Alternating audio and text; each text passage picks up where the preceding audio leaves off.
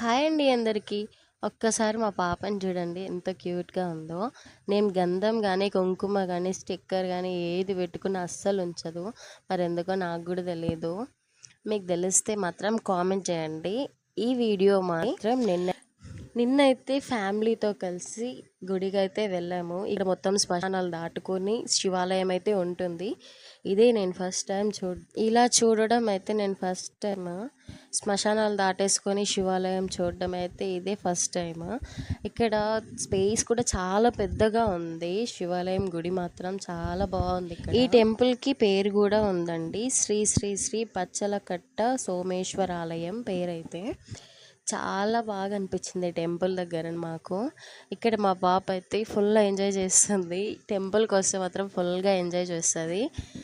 Visit చేయడం కానీ, బయటికి వెళ్ళడం కానీ మా పాపకు చాలా ఇష్టం. అదేంటో మరి ఎప్పుడు బయటికి వస్తే చాలు ఫుల్గా ఎంజాయ్ చేస్తుంది. ఇక్కడ వాళ్ళ డాడ్ ఎంతైనా ఆడపిల్లల డాడ్ ప్రిన్సెస్ లేండి, నేను కూడా. మా పాప అయితే అసలుకి ఎత్తుకుంటామంటే కూడా ఏడుస్తుంది. ఎందుకంటే ఆమెనే ఎక్కుతుందంట మెట్లని. వద్దు అని చెప్పేసి ఏడుస్తుంది, గోల గోల చేస్తుంది. సరేలే పోనీలే అని చెప్పేసి వాళ్ళ డాడీ తనతో పాటు సపోర్టివ్గా తనతోనే నడుచుకుంటూ వస్తున్నాడు.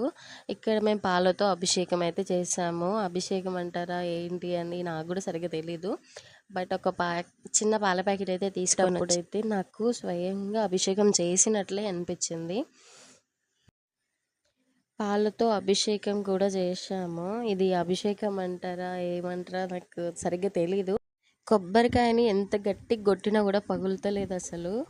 చాలాసేపటికి పగిలింది. దర్శనం అయితే చాలా బాగా జరిగింది. ఇక్కడ ప్రతి సోమవారం అన్నదానం కూడా చేస్తారంట. ప్రసాదం దగ్గర పెరుగన్నం అయితే పెట్టారు.